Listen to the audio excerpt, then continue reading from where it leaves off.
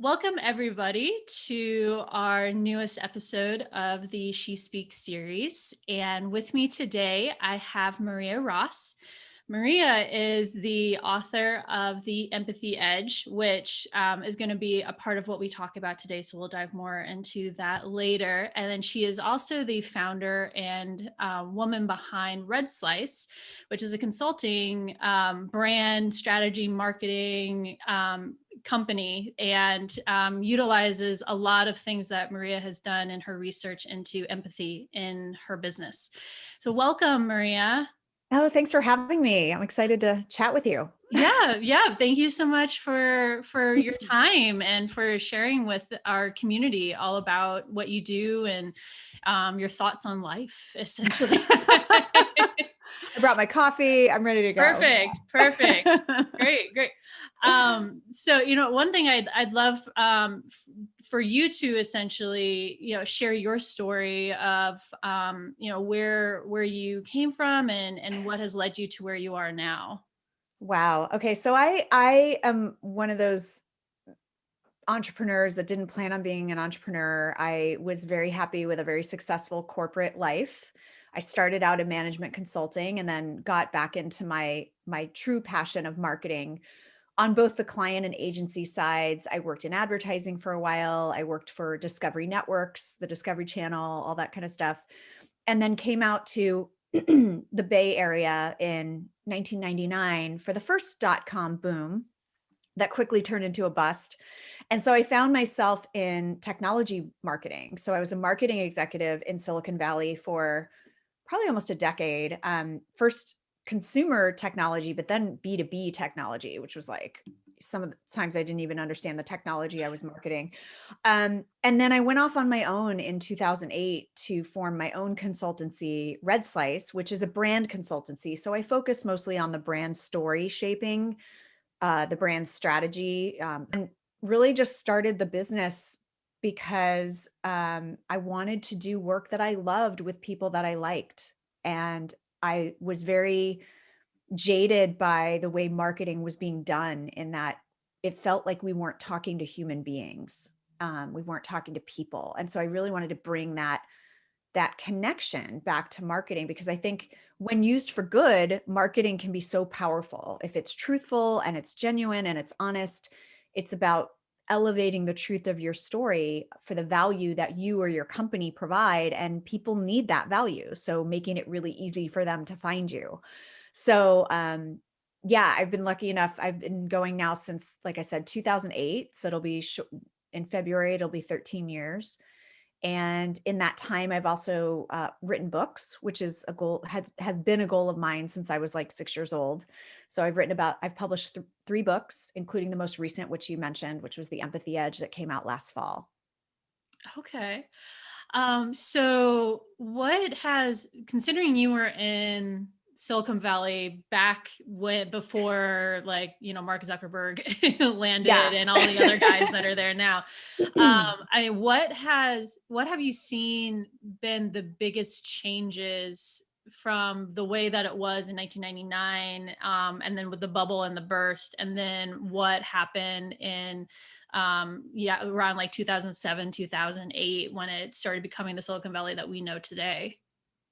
Yeah, and I think it actually started becoming the Silicon Valley we know today way before that.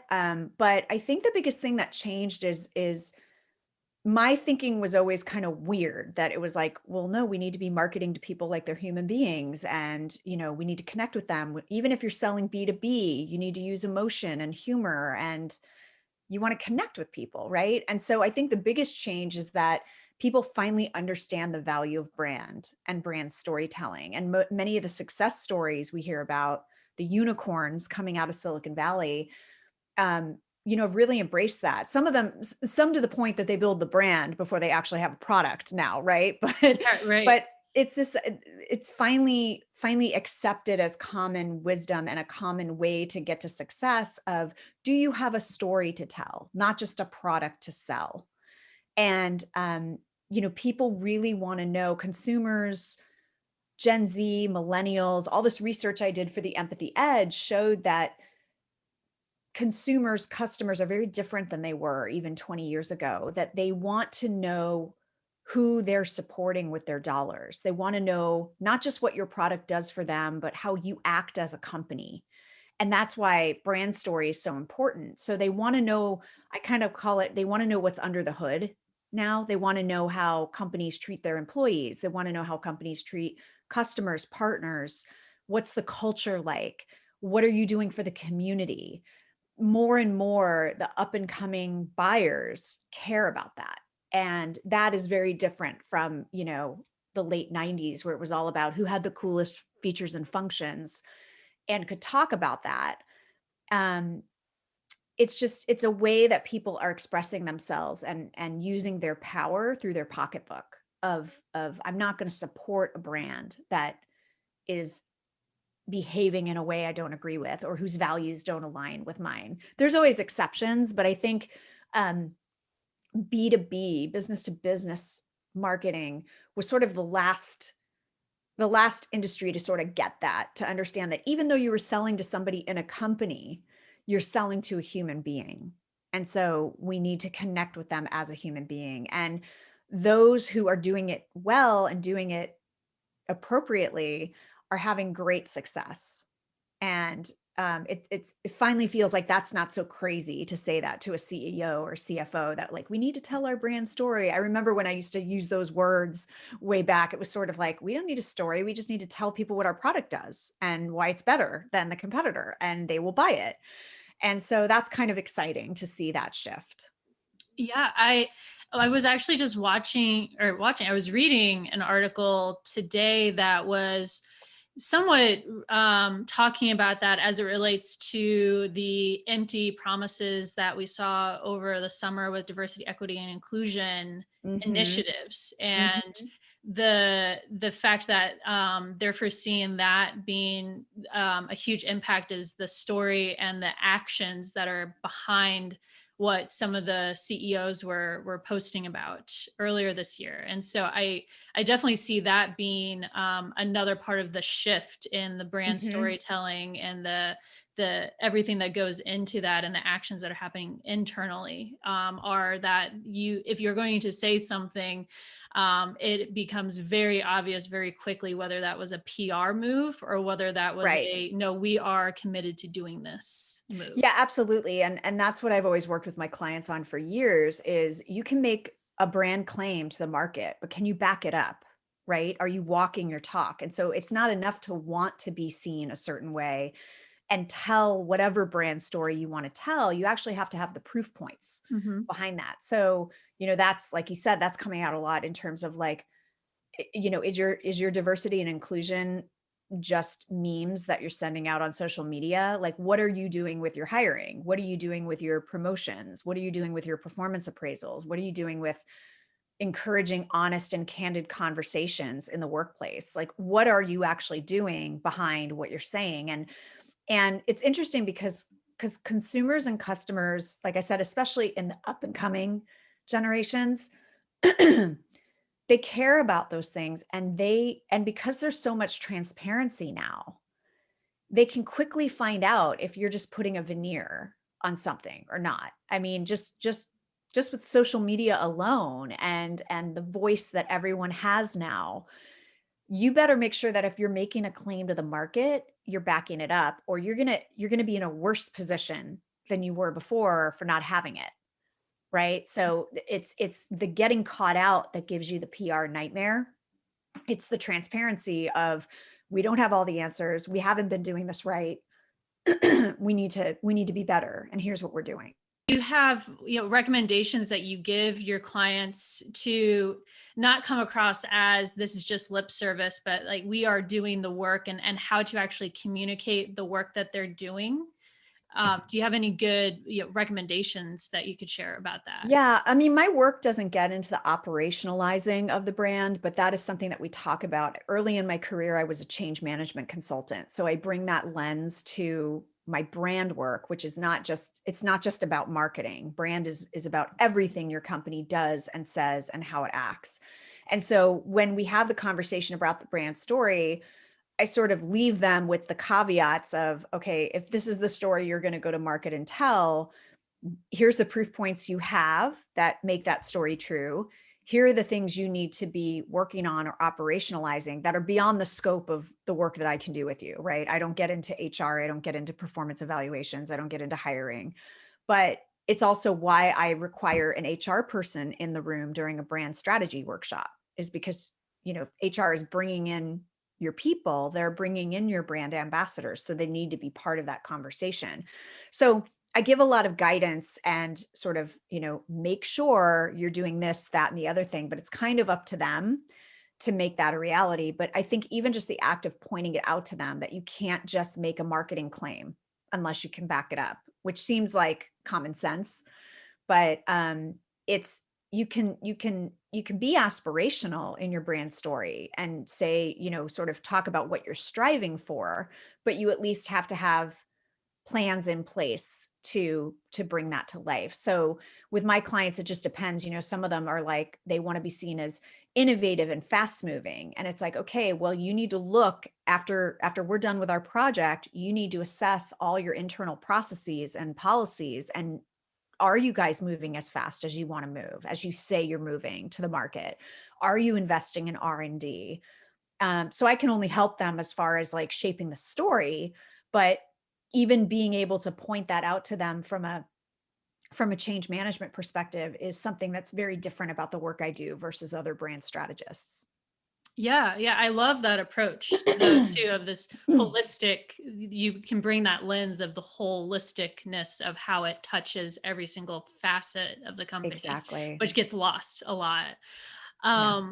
So segueing a little bit into the newest book, the Empathy Edge book, that and you have the Empathy Edge podcast now. Yes. And Yes. I know you did a ton of research going up into that book, and I would love to hear how you approached that, and how you actually started in, and how long it took you to get from the I guess initial inkling of this is what my next book's going to be into Mhm. it becoming a published piece. Yeah, it's interesting because as I mentioned, I have two other published books, and it at the beginning you just think like, oh my gosh, this is so daunting, right? How am I going to publish this like 200-page book or whatever and have everything? And you sort of just have to start. And for me, I didn't know what I wanted my third book to be about. I was sort of floundering around like, do I want to write another marketing book? Do I, what do I want to do? And a variety of factors sort of came together for me in the fall of 2016 that led me to writing The Empathy Edge. One, we had a very, this sounds like deja vu. We had a very contentious presidential election in 2016, and I was really scared by the behaviors that I saw from leadership, especially at the time my son was 2.5.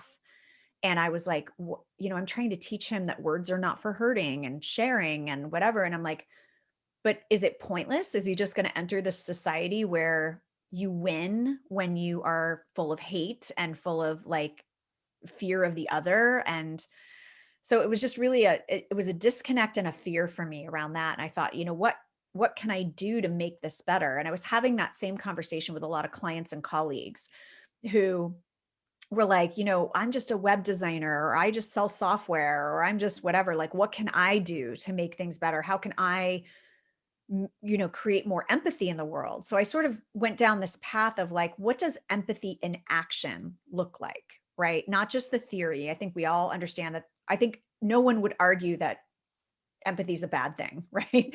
But the idea of like, how do you put that into action in your everyday life? And so through a variety of situations, I decided to like focus on the workplace because I was also noticing that clients wanted to have their brands be seen as empathetic. And I was like, that's interesting. Even my most like tech company, left brain, executives were saying, yeah, we want our brand to be seen as empathetic. And I was like, what do you think that means? Right. So it just kind of came together of like, of course, like we spend the bulk of our time at work.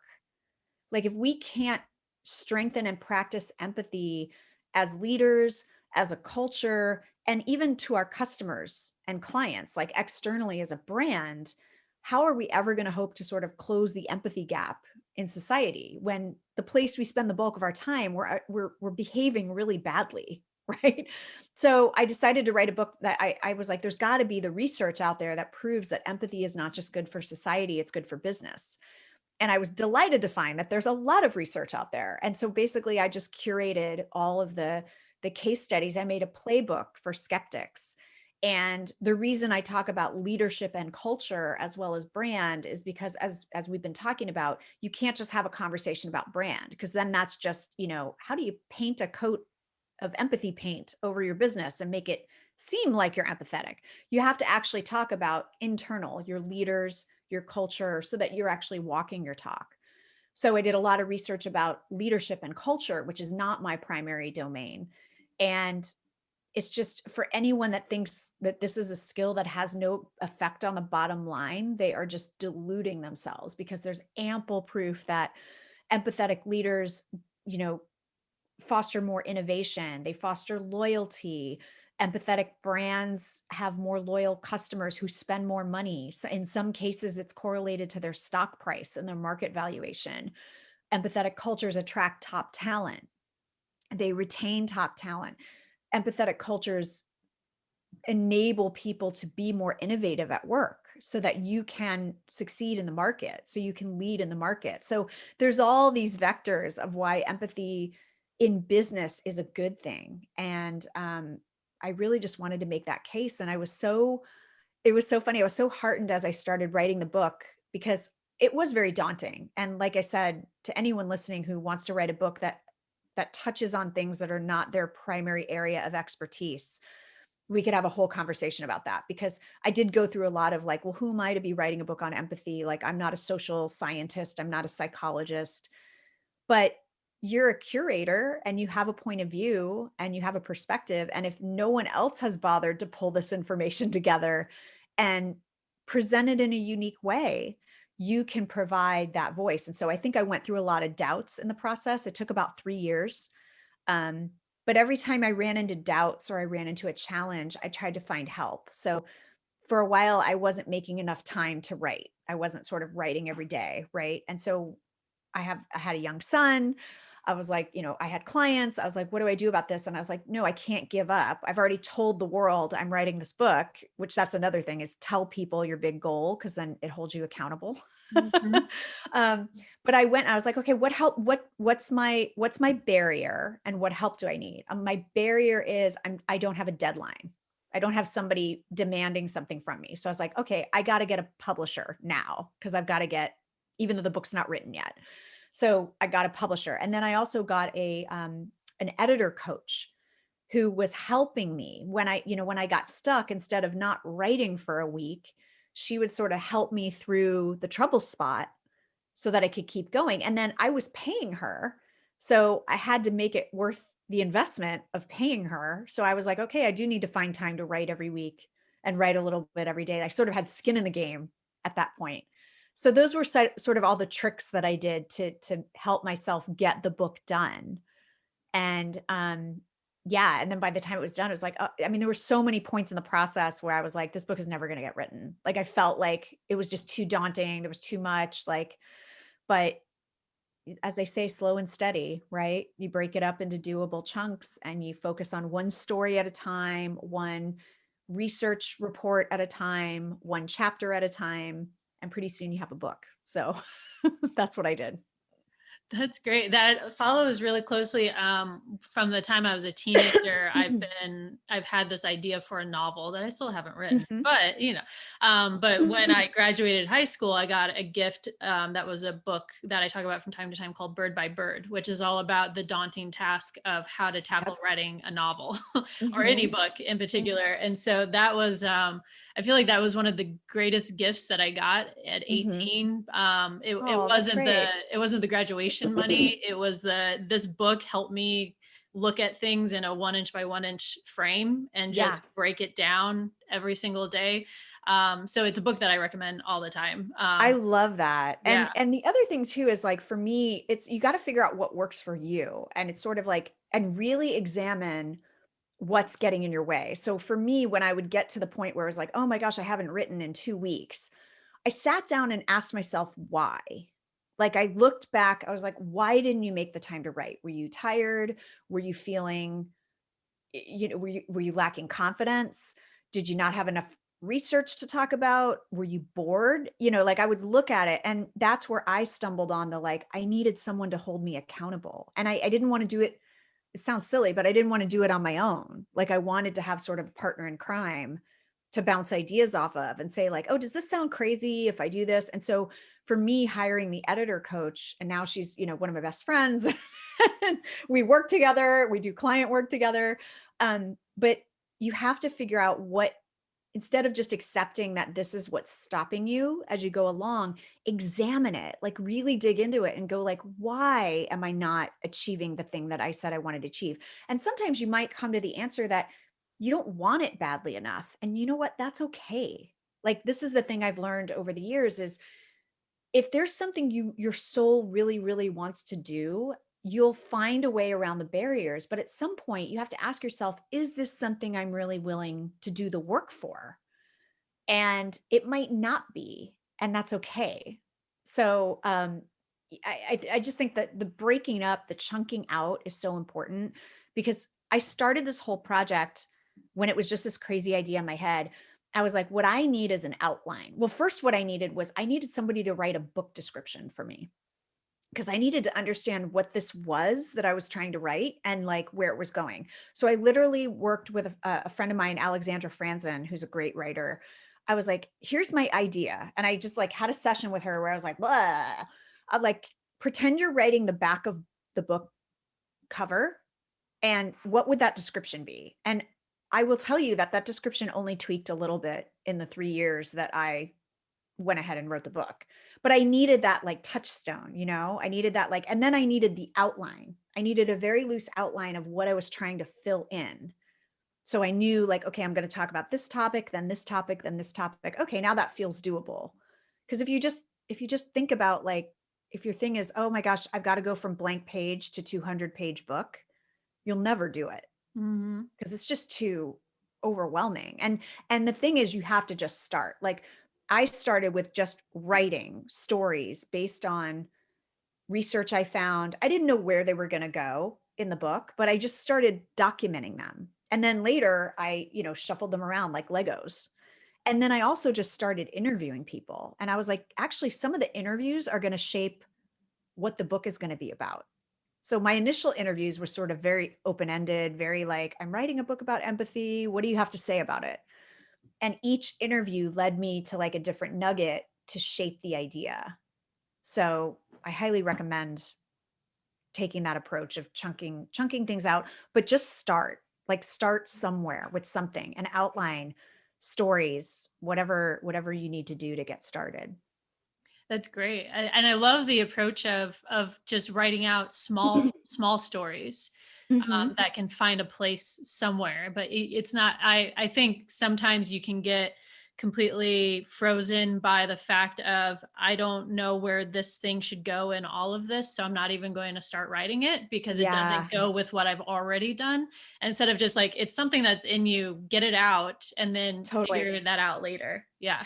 That's what I did. I wrote a memoir in 2012 about recovering from a brain injury called Rebooting My Brain. And it it was daunting, because I had all these little vignettes. I had all these little stories about my experience, and I didn't know how I was going to shape the book. I kind of did an outline again, but I was working with an editor at the time, and she was like, just start writing out the stories. Even if each story is like a page and a half, just write it. Like, you've been telling people these stories, write them down. We'll figure out how to order them later. We'll figure out how to like, what needs to be fleshed out. And I will tell you, for the empathy book, there's so much that I wrote that never made it into the final book. There are interviews I did that I wrote up wonderful stories about that interview, and it never made it into the book. And so it's just that act of writing will help you shape what you're trying to do, if your big goal is to write a book. Hmm. Yeah. And I'm glad you brought up the experience that you had with your brain injury. And because that's something that us two, when we were when we first met, we talked a little bit about it, but I'd love if you are okay with sharing a little bit of that story and that piece, that has Yeah. kind of shaped a lot of what you do Yeah, now. that little piece. Yeah. Yeah, shortly after I started my own business, I'm gonna give you like the 30-second cliff notes, but I basically had a ruptured brain aneurysm. And I was lucky enough that I had actually had symptoms for a month and a half of like something going wrong, but we didn't really know what it was. And then I ultimately collapsed. And luckily my husband was home. He came home early from work that day. He happened to be home at the time that it happened. So he got me to the hospital and they did emergency surgery. They saved my life. I was in the hospital for 6 weeks. I had sight issues. I had to get surgery on my eyes. And at that time, they didn't really know what the long-term prognosis was going to be. Luckily, I didn't have any physical damage, but I had a lot of cognitive deficits I had to overcome. And I spent about a year or two in recovery. I jumped back into work pretty quickly, which was kind of a mistake because I hadn't really dealt with my cognitive deficits yet. But ultimately, that experience really changed the way I operate in the world. And what I mean by that is I had to get out of my own way and realize there was a new version of me and stop comparing it to the old version. So I used to be really, really good at names and faces, and I'm not anymore. Like my short-term memory still has problems. I can't multitask like I used to, which is actually not a bad thing. And so I have to change the way that I work and the way that I interact with people. And I tend to get very overwhelmed very quickly because sort of like my filters got broken in my brain. And that's something I deal with, what is it, 12 years later. So I just had to manage my time and manage my work in a very different way, but in a way that has added to it because I couldn't multitask. I couldn't focus on multiple things. I couldn't get overwhelmed. So I was forced to be much more present and much more intentional about the work that I take on and how I do things and how I do conference calls or how I do my work is all about doing something where I'm very focused and I can turn everything off. And I'm lucky enough that I work for myself, that I can create the environment that I want to create. But um, it you would think like, oh, that's like taking a step back, but actually it really improved the quality of my work. It improved the quality of my output for clients. It improved my relationships with my partners because I have to have partners that I can really trust and who can have my back when there's issues I run into or challenges I run into, and so for me, not every brain aneurysm survivor is as lucky as I am, but for me, it really was a gift to make me sort of uh, learn to operate in a different way and get forced. We all talk about focus and presence, right? But I had to because I literally can't operate unless I'm doing sort of one task at a time. And it doesn't mean the pace of things isn't crazy for me or I don't get caught up in the hamster wheel like everybody else, but my cognitive deficits forced me to operate that way. And it's sort of like, oh, I kind of wish it would force everybody to operate that way and be a little bit more intentional, be a little bit more present, take on less, but improve the quality of what you take on. Um, because I'm very type A. I was like a straight A student. And for me, it was all about like volume and velocity, right? Like how fast and how much could I get done in this time period? And I've learned that nobody's keeping score and it doesn't matter. So, I run my own business like many of your listeners probably. Like it's wonderful to call my own shots and be like, "No, I'm already working with 2 clients. I can't take on another client right now. Like I'm really sorry. Here's some people I can refer you to." And usually what I find is clients will wait. Like I thought so many things before this happened, right? Like I thought like I could never talk about my brain injury candidly in my work because what if clients thought I wasn't going to be up to the task or that and what I found is by sharing my story and being who I am and using my voice that I actually started attracting a better caliber of clients who were like, we know you do great branding work, but we know your personal story too. And we really admire you and we want to work with someone like you.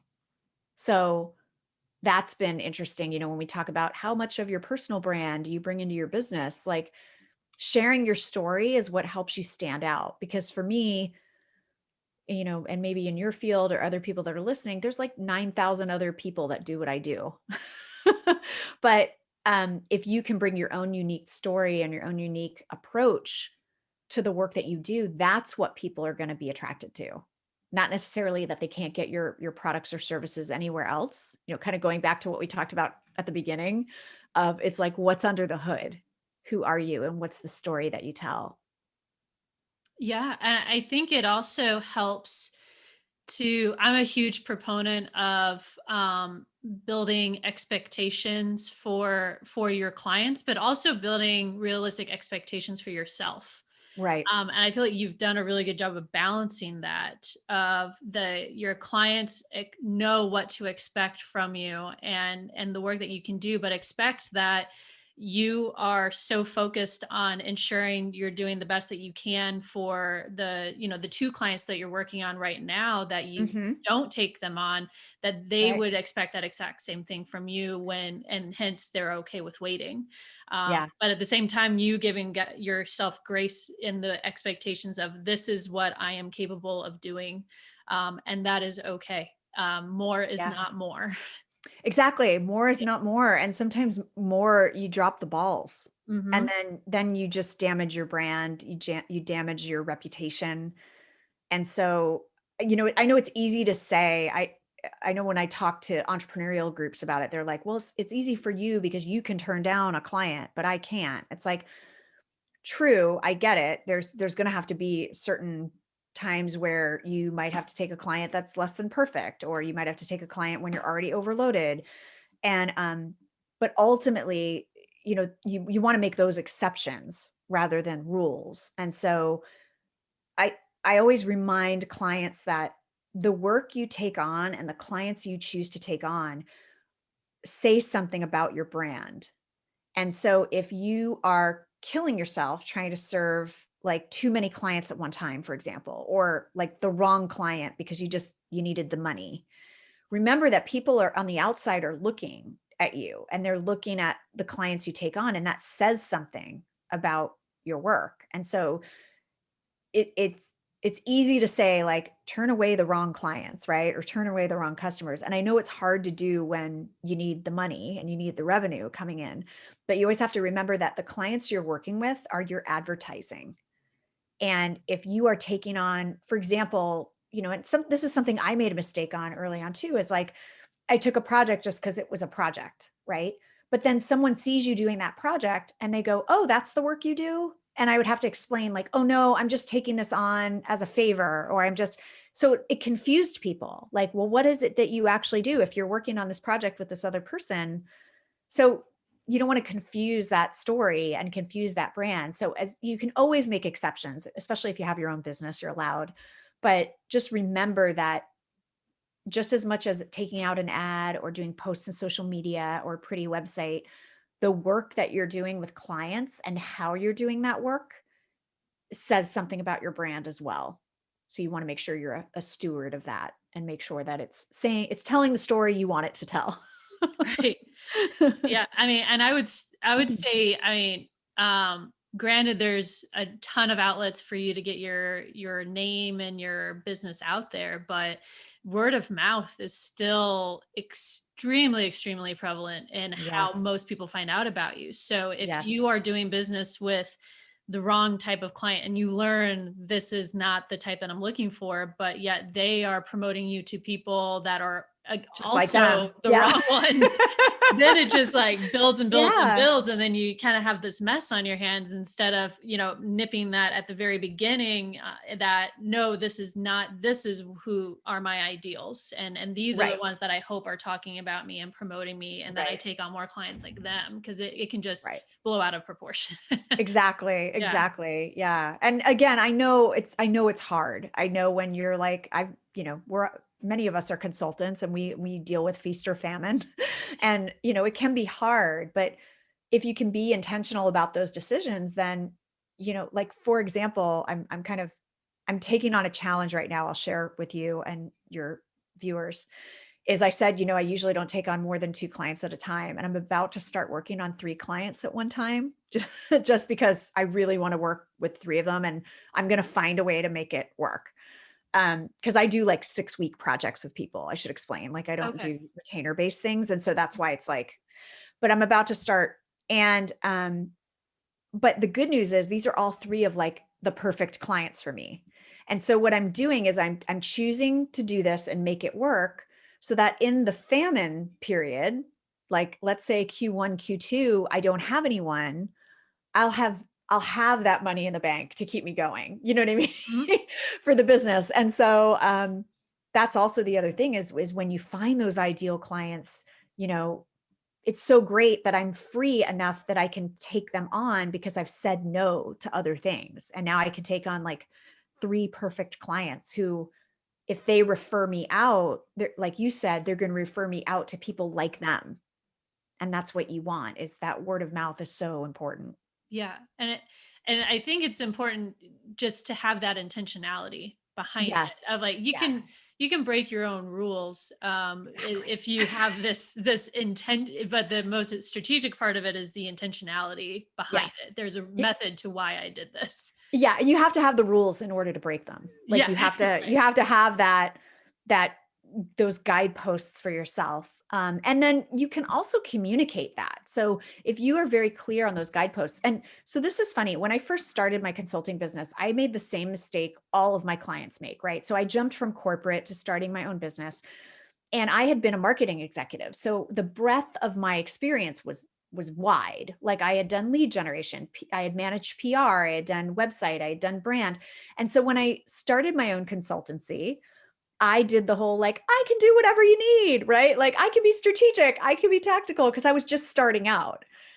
And in my mind, I always knew I didn't want to do the tactical stuff, but I was like, and so I totally confused people because they were like, are you a lead gen consultant? Do you do marketing plans? Do you write press releases? Like, and I was sort of like, well, I can do all of those things. And finally, a very wise, like, business coach of mine was like, what are you doing? And I was like, I know I only like the first 4 to 6 weeks when I'm crafting the brand strategy and the story. I was like, and the rest of the time I'm just a project manager.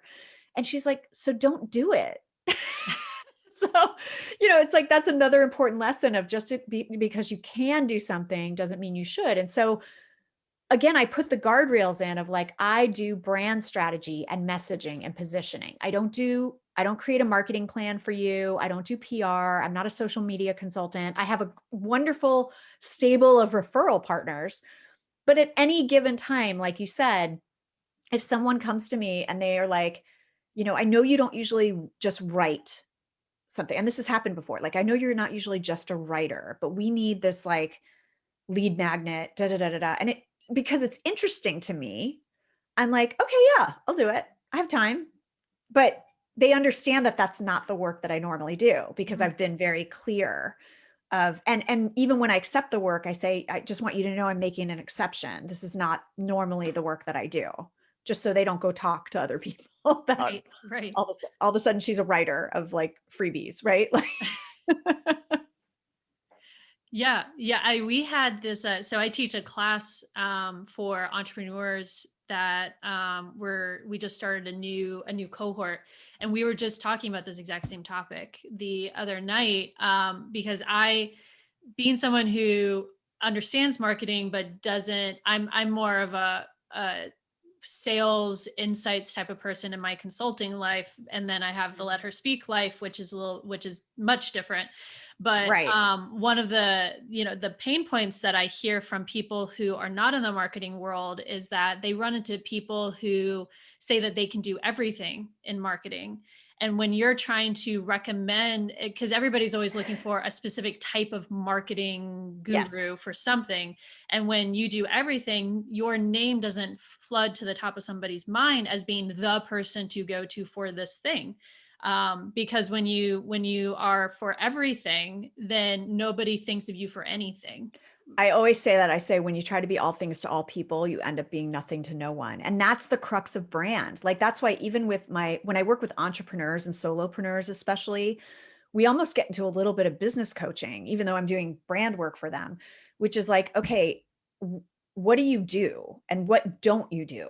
Like, let's be very clear about, because your brand story is about where you play for exactly the reason you just said. So when something comes up in conversation, someone connects you with the thing, the need, the value that's being sought. So just like you said, if you're sort of a jack of all trades, you're not in that file drawer, in mental file drawer for people. And so that's what brand is creating that connection of like, when I think of this, I think of Catherine. When I think of needing this, I think of Maria, right? And what you hit the nail on the head about also why it's so important is for referrals.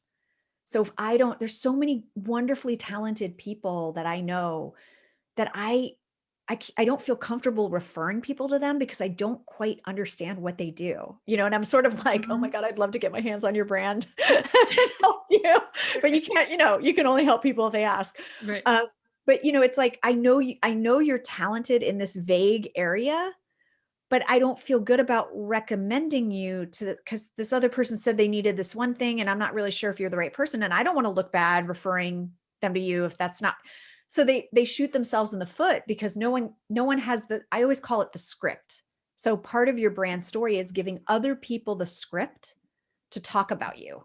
Mhm. And if they don't have the script, if you're not clear on the script, no one else is going to be clear on the script. And if they're not clear on the script, they're not going to talk about you. Yeah. Yeah, absolutely. Sorry, I'm on my soapbox now. I'm like, No, that's something that is like it always hurts so much because I want to recommend because I get questions all the time of like, who do you know? Because they know I know a lot of women that are business yeah. owners and people are looking for trying to change up who they work with. Hmm. And I always feel so bad because like, oh, I know all these people, but I have no idea if that's going to be the right thing for them. And in this Right. moment, these are the names that are rising to my head. So I'm going to give them these names. Totally. And so it's a little bit of guilt of like, but I can't write that script for you if you Right. have You to have to write give it. me the words. Right. Yeah. I'll tell you like the most painful lesson I learned about that. So I mentioned that I was sort of like trying to be marketing executive for hire and said, "Hey, Maria, we're starting this brand revamp. Do you know any good brand strategists or consultants?" And I was like, "Yeah, that's what I do." And that's when it really hit me that like, okay, and I look at it as not that it's that person's fault they didn't know what I did. It's my fault for not communicating it clearly enough. And so now I'm like, even just what I call myself, like I used to call myself a marketing consultant. But no, for 10 years now, I have been a brand strategist. It's very clear, and then this is something I work on with my clients is what you call yourself and what you call your business is part of your positioning. So are you an agency? Are you a consultancy? Are you a collective? Are you those, it sounds so like you're parsing words, but those are the decisions within like your brand story that matter. And that's why it's like, I know you want to call yourself CEO of your business of one, but is that going to help anybody understand what you do, right? So it'd be better to talk about like what you actually do, what you actually provide to people, unless you do have a business where you're legit the CEO and you have multiple people and whatever. But I agree with the yeah, especially when you are first starting, Mhm. the title of Yeah. wanting to convey that like you are running this ship, but at the Mhm. same time it's like, well, nobody knows what you do. So Right. what is it that you do? I know you're a Yeah. CEO, but like I don't know what this company is or what it does. So I don't know Right. how to Right. help you. Well, and this comes up a lot, especially with my clients who are coaches, helping them create a story that's differentiated because you could be a coach of like 1,000 different things. And yeah, I know, like I know you want revenue, but really who's the right fit? Is it someone looking for like a life coach? Is it someone looking for a business coach? Is it someone looking for an accountability coach? Like what kind of a coach are you?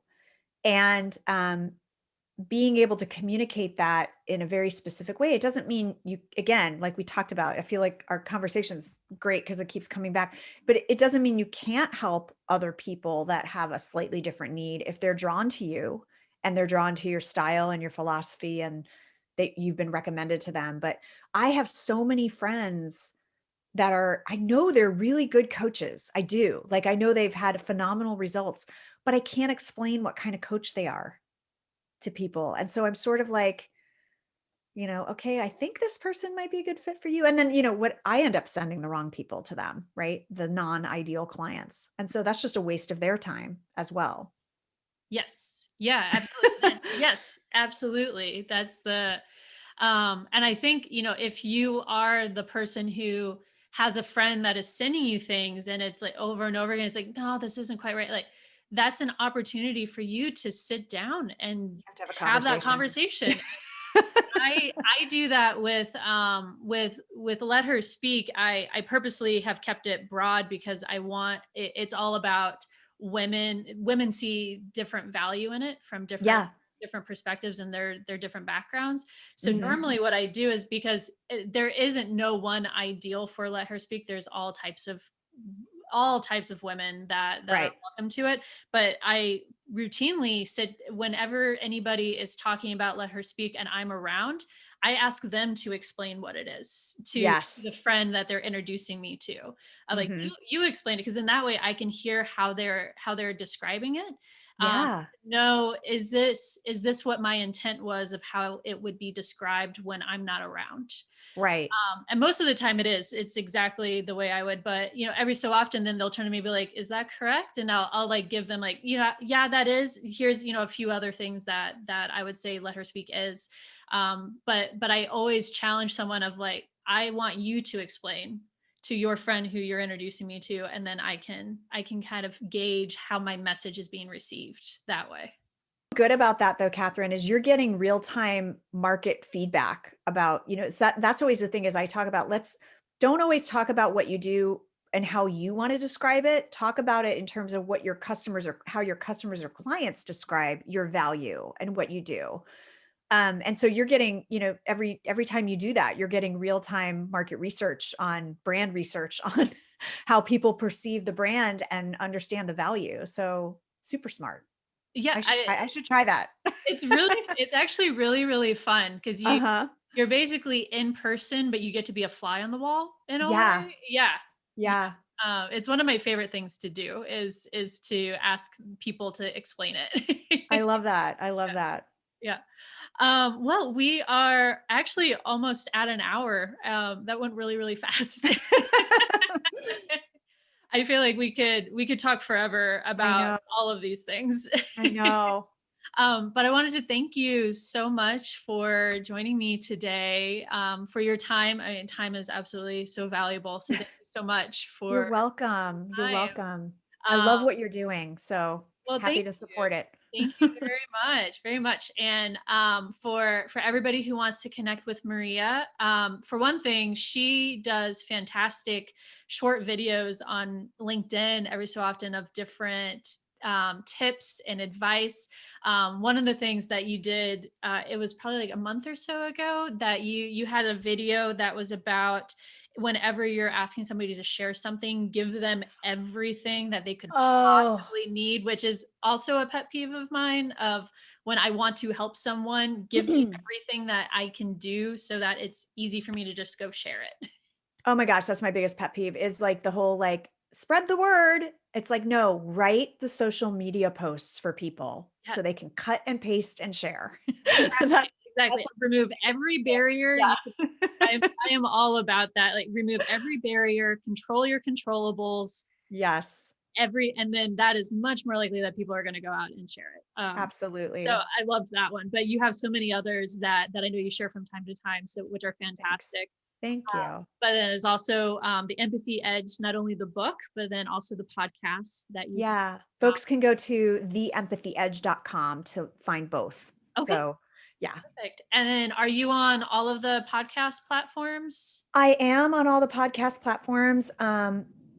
I'm also on Instagram, Red Slice Maria, and then Twitter, Red Slice. And then folks can connect with me on LinkedIn, but only if they write a note and say they heard me on this show. So I know who you are and I can accept your invitation. Perfect. Okay. Love it. Well, thank you so much again, Maria. This was lovely. Oh, so fun. Thank you, Catherine.